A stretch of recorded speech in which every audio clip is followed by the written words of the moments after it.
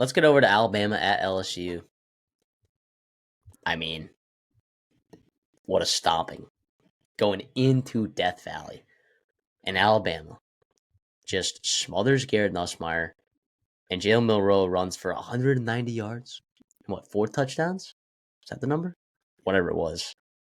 Uh, yeah, so I mean, I've criticized, Alabama's rushing attack, relying too heavily on Jalen Milroe. But what I will say is that when A&M won that second half, using Marcel Reed's legs was a big part of it. So I think it's possible that maybe Alabama saw that game and decided, yeah, we're going to use Jalen Milroe as an absolute battering ram and get this win in Death Valley and kill them, dude. This was an unbelievable win for Alabama and Kalen DeBoer, a guy that had a lot of restless Alabama fans, potentially criticizing him. And Alabama's schedule the rest of the way is very conducive to sliding in the college football playoffs, even if they don't make the SEC championship. I think that's best case scenario if you're Alabama. I mean, yes, a first round bye would be really nice, but you'd have to play a probably really, really talented team in December. And with your depth issues, maybe on the defensive offensive line, and also your quarterback, we've seen him be maybe banged up this season.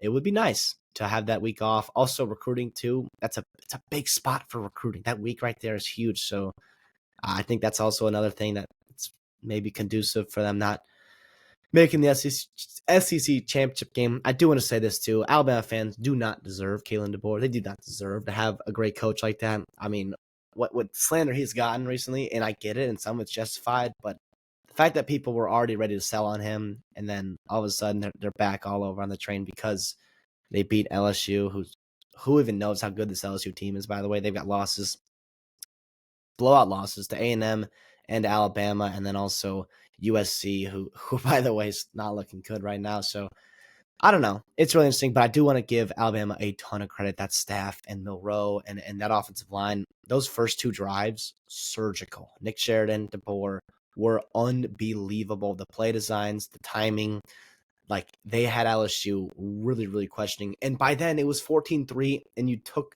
the crowd out of the game. That was so big. You were able to really kind of lean on them. And then all of a sudden you go up multiple touchdowns.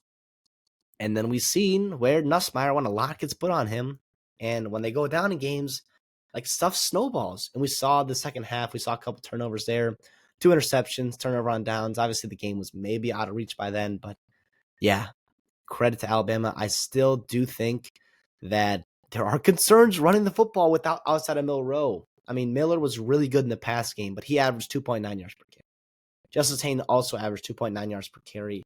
Still very concerning. And to consistently rely so much upon Jalen Milroe is a scary sight, because someone gets dinged up, if you get in 3rd and long, whatever it may be, it's just not a recipe, I don't think, for long-term success. And if you have to win 4 games to win the national title, that's pretty scary as well. But for me too, for LSU on the other side, why'd you go away from the run?